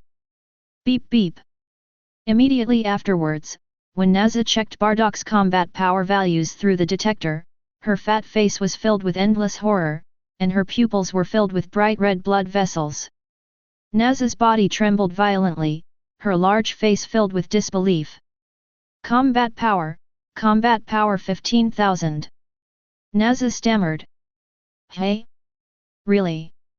Jin was slightly taken aback and glanced back at Bardock. Are you kidding me? Bardock, your fighting power has already surpassed King Vegeta's. Naza exclaimed. Do you know what happened at the palace? Bardock stared at Naza, asking expressionlessly, a bad feeling suddenly creeping into his heart. I don't know. I heard there was a commotion for a while, but it calmed down quickly. I thought Bear Grylls had returned, and I was going to ask him. Naja replied, then sighed with some worry, Sigh, planet Vegeta hasn't been peaceful lately. It feels like a great battle is about to begin. I hope I'm just overthinking it. Jin's expression instantly turned somewhat unpleasant. But Bardock, your fighting ability is real, right? Naza kept gasping for breath, still unable to believe it. Combat strength isn't important. Bardock's expression was extremely grave. Strange, shouldn't Belle be back soon by now? Naza looked back at the night road Belle used to walk. Yes, there might have been some commotion in the palace today, that's why I came back so late, Jin said casually, glancing into the night with worry in her eyes. I'll go check on the palace, Bardock said in a low voice. As he spoke, Bardock took out the detector and put it on his glasses. Immediately afterward, Bardock removed the detector from Naza's eyes, adjusted the channel, and handed it to Jin, saying, I've set up a separate communication channel. Let me know if Belusi returns. Okay, Bardock. Jin nodded repeatedly. Hey? That's my detector. How could you just steal someone else's detector like that? Naja was a little unhappy. Bardock looked coldly at Naja without saying a word. Naza seemed to realize something, and couldn't help but shiver, her plump face turned as white as a sheet of paper. Why would I provoke this guy? His fighting power has surpassed that of King Vegeta. He's probably the strongest Saiyan on planet Vegeta. Why should I take him seriously? This guy is too low-key. With such high combat power, he didn't apply to become a superior warrior, but stayed in the ranks of inferior warriors. Just kidding, just kidding. Naja quickly changed her tune, chuckling, take it and use it however you like. I'd even give it to you as a gift. Aren't you and Rick the best of friends? Chapter 12. Bardock said no more, and immediately took to the sky, slowly flying towards the palace. Under the cover of night, Bardock's eyes shone brightly as he scanned the streets, searching for Belser's movements. At this time of day, there weren't many people on the road. Bardock used his detectors and eyes to search and felt he should be able to find Belusi. Bardock searched all the way but couldn't find any trace of Bells. Before anyone knew it, Bardock had already appeared at the palace gates. 2 palace guards immediately blocked his path. "Isn't this Bardock, the lowly warrior?" one of the guards asked with a smile. "What can I do for you?" another guard asked. "I'm here to see Belusi. Please inform him," Bardock said calmly. "Belusi? Isn't that the head chef who's only 5 years old?" the first guard asked his companion. "That's right, he seems to be staying at Bardock's wife's house." Another guard nodded. "No need to announce it, he's been kidnapped." The first guard shook his head and said to Bardock with a grin, "It's really strange that someone would kidnap a cook. I really don't know what he was thinking. Is he going to take him home to be his personal chef?" "Ha ha ha." Another guard laughed. "Your laughter is too casual." The first guard glared at his companion. "I just thought your jokes were really bad, but I laughed along as a courtesy." His companion laughed again. "You, what did you say?" "Kidnapped?" Bardock exclaimed in shock, lunging forward to grab the guard by the collar and lifting him high into the air. "Say it again." What are you doing, Bardock? Do you know you're just a lowly warrior?" the guard who was being held high shouted coldly.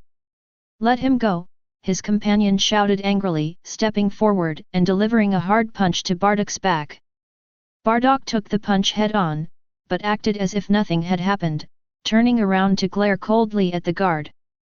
The guard was so frightened that he involuntarily took several steps back, his face extremely pale. "Tell me, what exactly happened?" Bardock shouted sternly. Thud. With that, Bardock lifted the guard high and slammed him against the wall, his face unusually cold. The guard struggled desperately, but it was all in vain, the horror in his eyes was clearly visible. I'll talk. Let's talk this out." The guard immediately backed down. Bardock's expression softened slightly, and he took the guard off the wall and placed him on the ground. "I heard it, as for whether it's true, I don't know."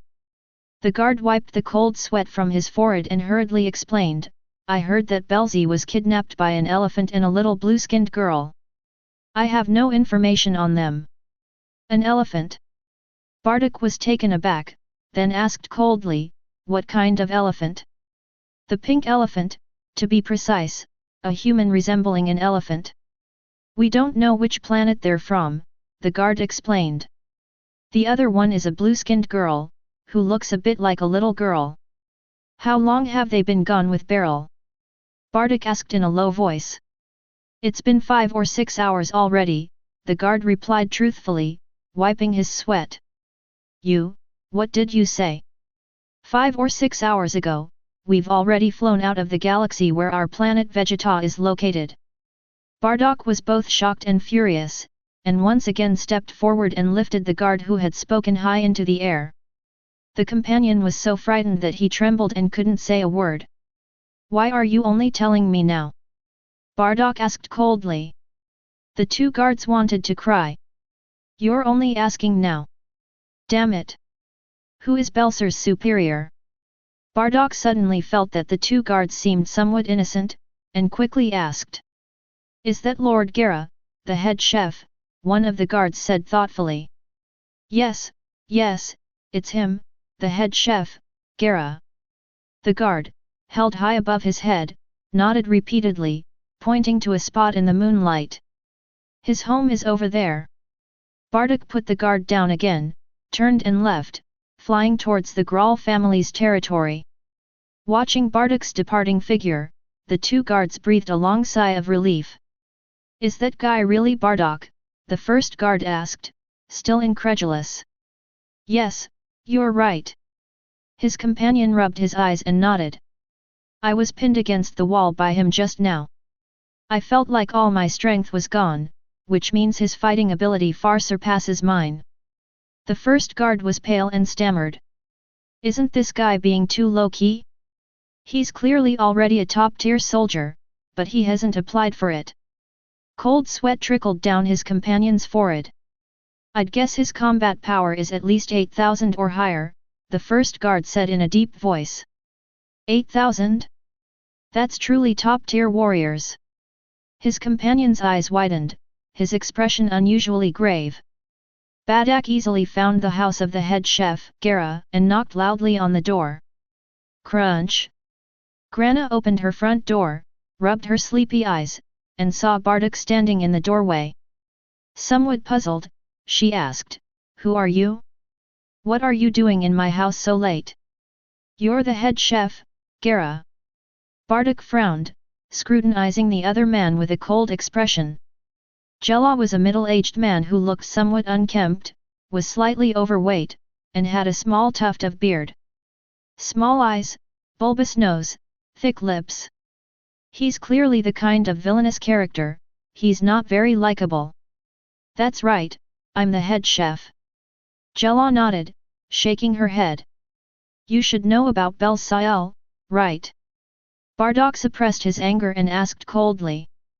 "Belzi? I remember now, you're Bardock, Jin's husband, right?"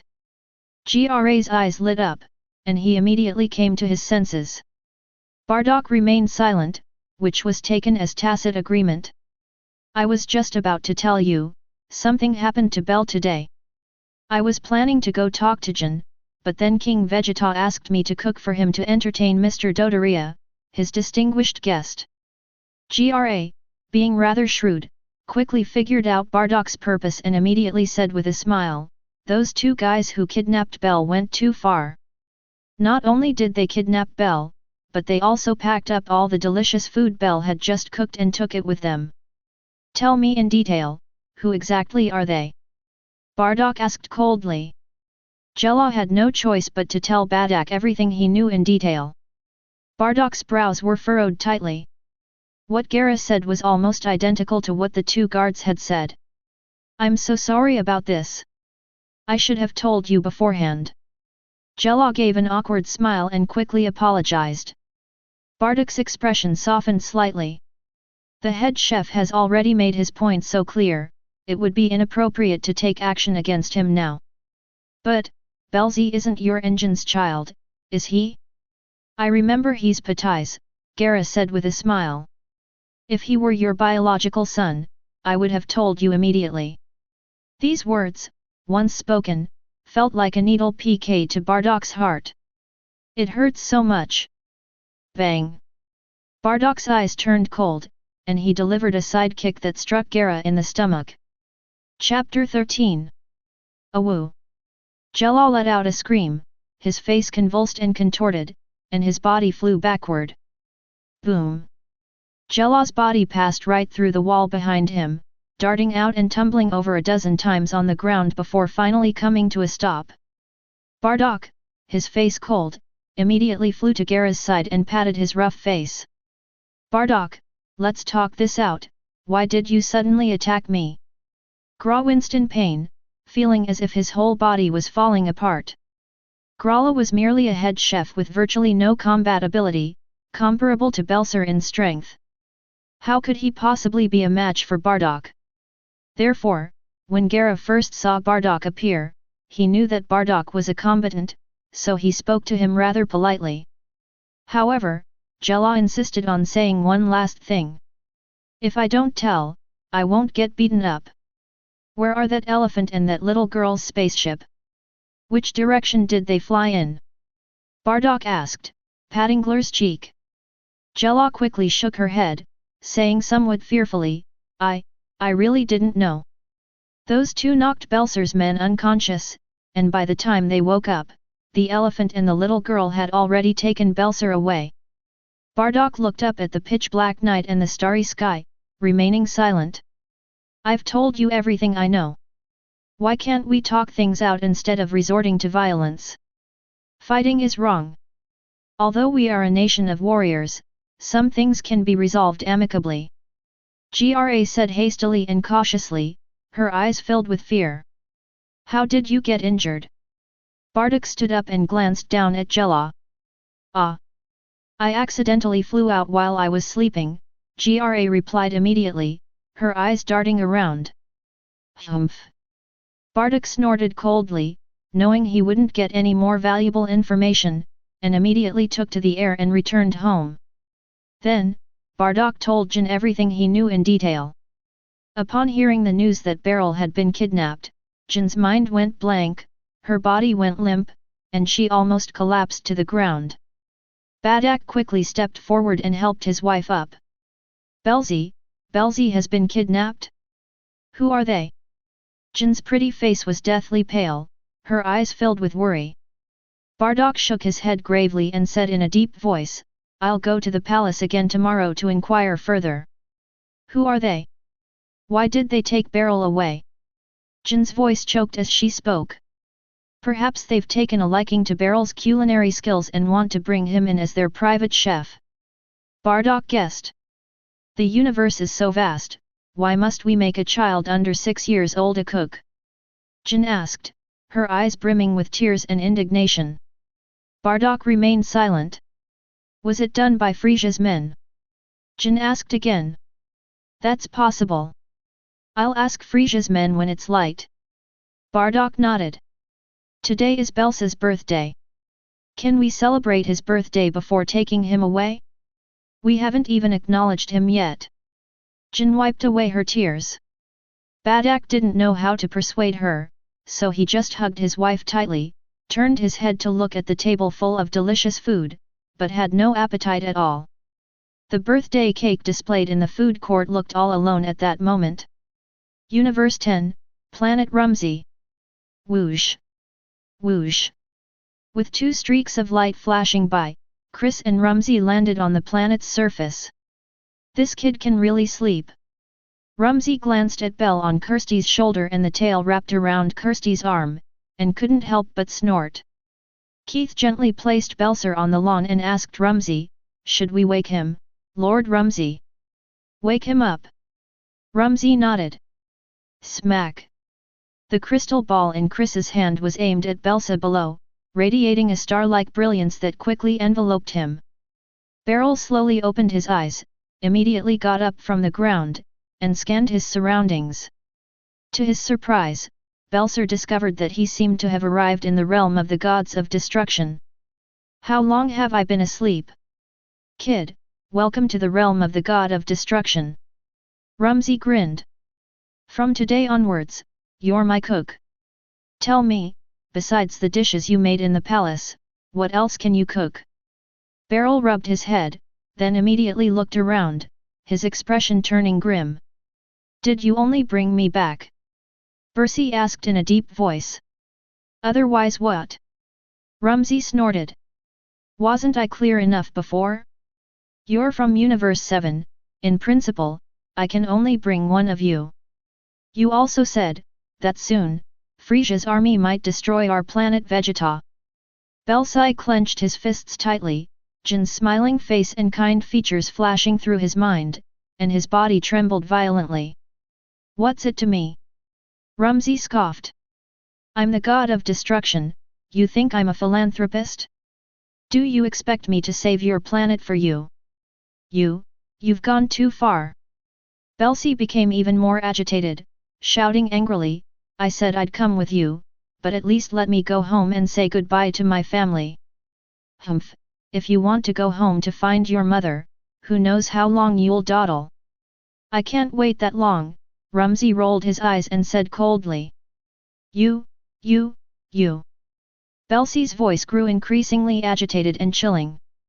Boom. Suddenly, a powerful aura erupted from Bercy's body. The vast energy spread wildly in all directions, stirring up wave after wave of storms on the planet Rumsey. Rumsey's eyes widened in disbelief. Chris seemed to have expected this, and her expression appeared extremely calm. What's going on? Kex? How does this kid possess such powerful divine strength? Rumsey looked at Kex with some surprise. Oh dear! Lord Rumsey finally sensed it too. Kirsty chuckled. Actually, I already sensed it back on that planet. That's interesting. Rumsey exclaimed, suddenly intrigued. After venting his anger, Bells immediately overheard the conversation between Chris and Rumsey, and was momentarily stunned. Divine power? What's going on?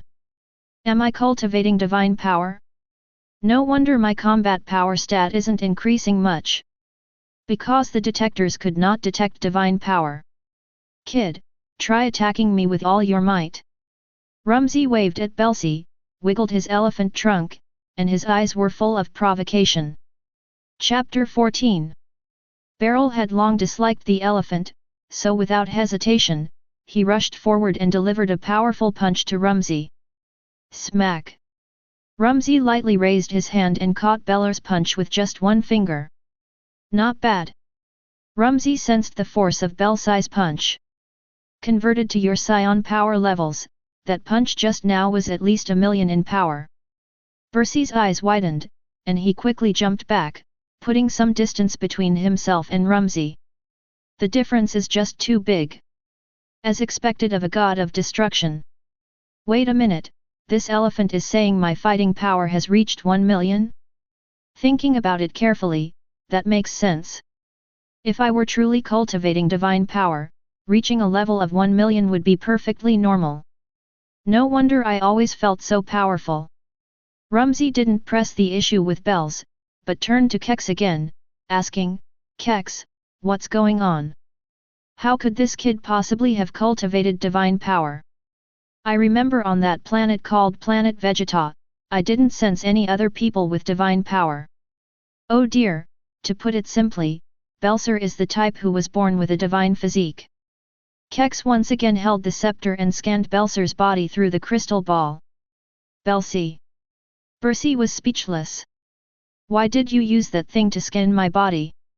I always feel like I'm not wearing any clothes. Wait a moment. Born with a divine body? What does that mean? Bells looked at Crystal with a puzzled expression, her eyes full of questions. Actually, Belser activated the divine power within him through anger. Although he had cultivated it before, it had all remained dormant within his body and hadn't been fully unleashed, Keith analyzed. Just now, due to a significant emotional fluctuation, all the divine power accumulated within Belser was activated, resulting in a substantial increase in his strength, at least a 10,000-fold increase. So, in their words, his combat power jumped from 100 to 1,000,000, right? Rumsey asked with a smile. Yes. Kirsty nodded slightly. A naturally divine physique, currently, apart from the Supreme Kai, very few people possess such a physique, Rumsey mused. Chris didn't speak immediately, but instead examined the crystal ball with the scepter. About 10 seconds have passed. Among the Saiyans, there was once a legendary Super Saiyan god, and perhaps Beryl inherited this amazing physique, Kos offered her analysis. The shock in Bertha's heart was beyond words. The legendary Super Saiyan god? Is it me?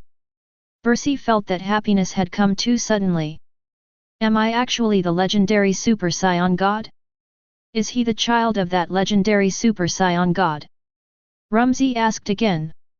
Beryl was slightly taken aback. My father is Batai, and I've never heard of a legendary Super Saiyan god like him. Moreover, according to Belsey, his father, Patai, and mother, Libao, were both low-ranking warriors with a combat strength of around 2,000. Otherwise, they wouldn't have been able to become such close teammates with Bardock. Besides, as a Dragon Ball fan, I have indeed heard of the legendary Super Saiyan god in Belgrade. His name is Yamashi. However, I don't think I have much of a relationship with that Yamashi. Even if there is a blood relationship, they belong to our ancestors. If he's properly nurtured, with his talent, Beryl might be able to succeed Lord Rumsey as god of destruction and become an outstanding god of destruction, Crystal chuckled, looking at Rumsey. Rumsey's face darkened, and he grumbled, I never said I was going to retire. Forget about it. He paused. Kid, did you hear that? Even if you're some legendary Super Saiyan god, you can forget about taking over my God of Destruction position. You'd better not even think about it. Rumsey snorted, glaring at Belzy. I don't care. Bersy rolled his eyes at Rumsey. Kid, what kind of attitude is that? Do you believe I'll ruin you? Rumsey rolled up his sleeves and stormed over to Bersy. Knowing he was no match for Rumsey, Belzy quickly dodged and hid behind Chris. Kex, get out of the way. Let me teach this brat a lesson. Let him know who has the most say in this world of destruction. Rumsey shouted at Kex. Wait a minute, Lord Rumsey. Kirsty held out her scepter to block Rumsey's path, saying, It seems the Supreme Kai has contacted me. Supreme Kai-o? What does that old man want with you? Rumsey paused, slightly taken aback.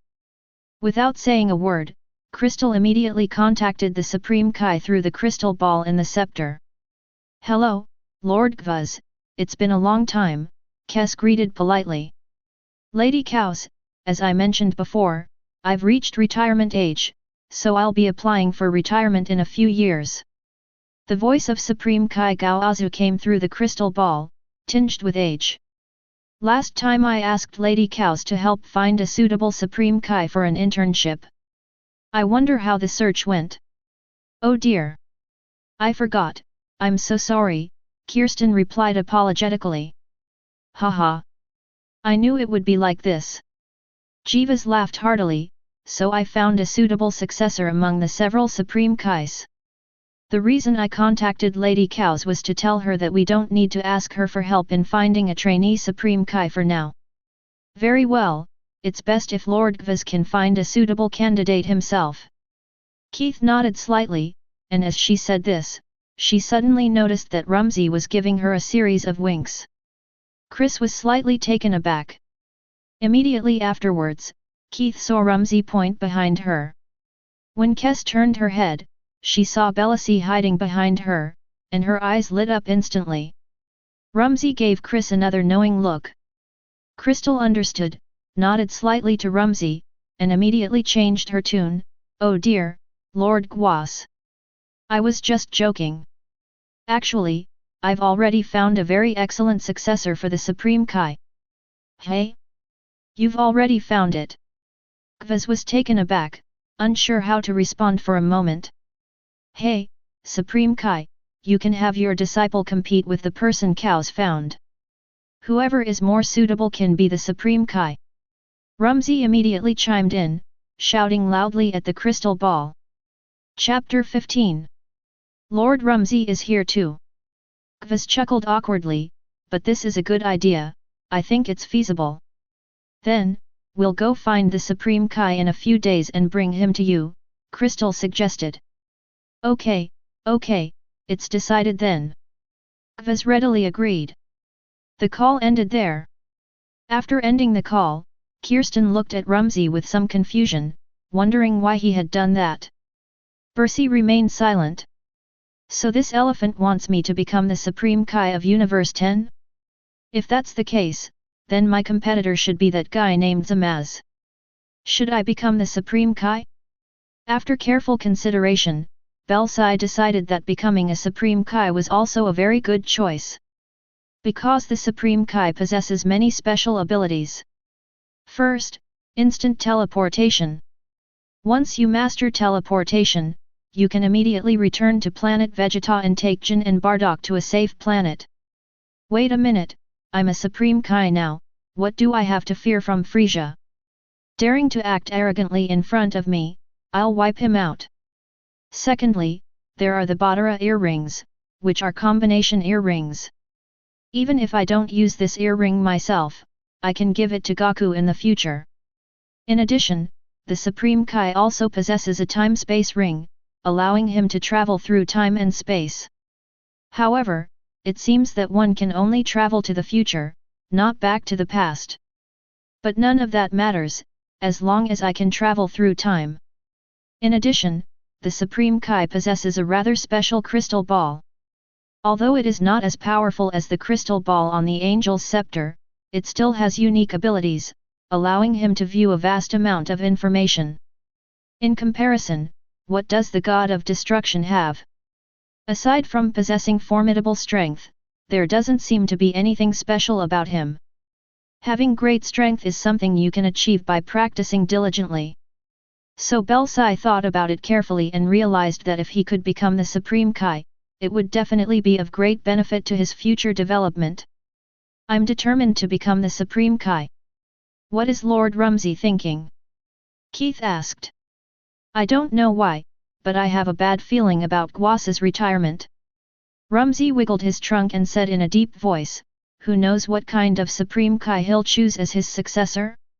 What if he picks some unreliable Supreme Kai? I might just disappear one day without warning. So, Lord Rumsey, do you think Belsbercy is more suitable? Keith glanced at Belsbercy, then looked up at Rumsey to ask. Smack! Rumsey snapped his fingers lightly. Belsy! A million grass mud horses galloped through Bercy's mind. Here we go again. You wait. When I become powerful, I'll beat you to a pulp. The next moment, Belsy felt a wave of dizziness, and his mind went completely blank. Oh dear, why is Lord Rumsey acting up again? Kirsty sighed helplessly. As Belsy fainted, she heard Chris's last words, and then she knew nothing more. What are Lord Rumsey's thoughts? Kirst asked curiously. Didn't you say this kid is still young? A kid this age, if properly nurtured, will definitely be obedient in the future. Rumsey grinned, revealing a set of fangs. If we really make him a Supreme Kai, it will be very beneficial to the development of the entire universe. At least he can cooperate well with me and play a better role in the construction of the universe. Chris was speechless. He paused. That's true, but why did Lord Rumsey knock him out? Keith sighed helplessly. There are some things I don't want him to hear. Rumsey chuckled. But Lord Rumsey, aren't you afraid that after Belial becomes the Supreme Kai, your relationship with him will suffer? Cus genuinely couldn't understand what Rumsey was thinking. It's all right, this is called giving a stick and then a sweet treat. Kids should be taught like this from a young age, otherwise how will they listen? Rumsey snorted. Belsy's divine power is not very stable yet. If he were to actually run for Supreme Kai, he might not be a match for Lord Gua's disciple, at least not in terms of combat. Cos offered a reasonable analysis. So I'll give him some time to train these next couple of days, and I'll also give him a few pointers. If he gets stronger, he'll naturally be grateful to me. Rumsey revealed a confident smile. And, I'll also grant him a few requests. I don't believe that this little brat won't listen to me obediently from now on. All right, but I still advise Lord Rumsey not to go too far. Too much of a good thing can be bad, Chris advised. Okay, Rumsey waved his hand dismissively and ordered, wake him up quickly. Kex gently waved her scepter at Belser from a distance. Beryl slowly woke up, leaped to his feet, and glared angrily at Rumsey. I'll remember you. You knocked me out twice. I'll settle this score with you sooner or later. Hey kid, you heard what happened just now, right? Rumsey snorted, smiling as he watched Belsero. Train with Kirsten for the next couple of days. Once you've trained enough, we'll take you to the Supreme Kai world to compete for the title of Supreme Kai. Bercy did not speak. You don't know yet, do you? The Supreme Kai is the greatest god in this universe. Rumsey said with a laugh. And once you become a Supreme Kai, you can bring your family to live in the Supreme Kai realm. I'm doing this for your own good. Haven't you always wanted to bring your family over? How about it? Are you tempted? Okay, sure. Beryl nodded seriously. Rumsey. Rumsey suddenly felt that he had said so much, and it seemed a bit superfluous. This kid actually agreed so readily. Then it's decided, all right. Rumsey said, wiggling his elephant trunk. What you need to do next is simple, train diligently with Kirsten. Since you have a naturally divine physique, defeating a King Kai shouldn't be a problem. I hope you won't disappoint me. Beryl did not object. Kid, you're pretty smart. Rumsey grinned, quite pleased with Beryl's attitude. Belsai originally wanted to become the Supreme Kai. And you can even train with Chris. With such a great opportunity, only a lunatic would refuse. If you perform well, I can also teach you a few destructive skills that will definitely benefit you for life, Rumsey chuckled. Kex, let's begin. Belsai ignored Rumsey and looked at Kex, his eyes full of anticipation. Hey kid, are you even listening to me? Rumsey snapped angrily. Your attitude is really PG me off. Then, Belser, unleash all your divine power so I can take a closer look, Kirsten said thoughtfully. Boom. Without hesitation, Belser unleashed his divine power with a frenzy. Wow, wow. To cultivate divine power to this level without any guidance, truly worthy of a born divine physique. Kes nodded, praising, however, judging from the current situation, surpassing Lord Jeevas's disciple in just one day will probably be very difficult. Chapter 16. Kex, which Supreme Kai do you think Gwas will choose as his apprentice Supreme Kai? Rumsey asked. It's highly likely to be King Zamasu of the North, Kirsten analyzed, then pondered. King Zamasu of the North? Do you have any information on him? Rumsey asked. Detailed information is not available at the moment, but I've heard that King Zamasu of the North Kai is an extremely powerful King Kai, stronger than most Supreme Kais. If we really want to defeat him, with Bel's current strength, there's still a long way to go. Kos gently shook her head. What did you say? That guy Zamasu is that powerful? Stronger than a typical Supreme Kai. Rumsey was a bit overwhelmed, then suddenly had a brilliant idea. If all else fails, we can take this kid to another dimension. The flow of time there is different from outside, so he can train there for a longer period of time. No need to rush. Let me try to guide Belsai and see how his aptitude is, Keith said thoughtfully. All right, you guys go ahead with your work. I'll go try some of the delicious food this kid cooked in the palace. Rumsey chuckled. Lord Rumsey is too cunning, Kirsty clicked her tongue. Don't worry, I'll save some for you, Rumsey said with a smile. Besides, this kid's a natural cook, you can always have some when you want. That's true. Chris stopped objecting, gently waved her scepter, and placed the food she had packed from the palace onto the lawn. Looking at the dozen or so dishes, Belsai was speechless for a moment. Not only did you kidnap me, you also packed up all the delicious food I cooked and brought it back with you. That's really going too far.